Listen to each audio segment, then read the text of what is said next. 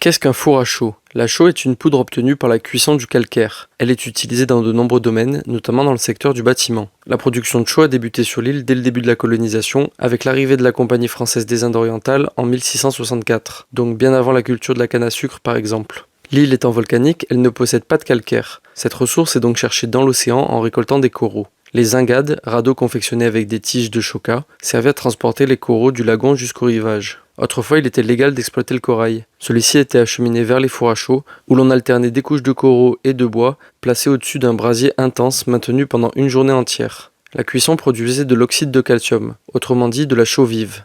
Une fois calcinés, les coraux étaient broyés, soit par des machines, soit à la force des hommes. Ce qui posait problème en raison du caractère corrosif de la chaux et des protections rudimentaires utilisées.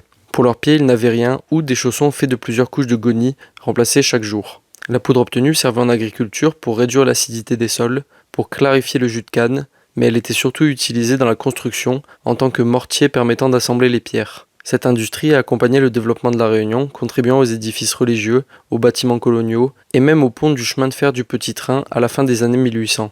Avec l'arrivée progressive du béton dans les années 1960 et l'interdiction de la récolte des coraux en 1969, la production de chaux a disparu de l'île, à l'exception de Saint-Leu où Pierre Méralican a continué à exploiter le sable jusqu'en 1995.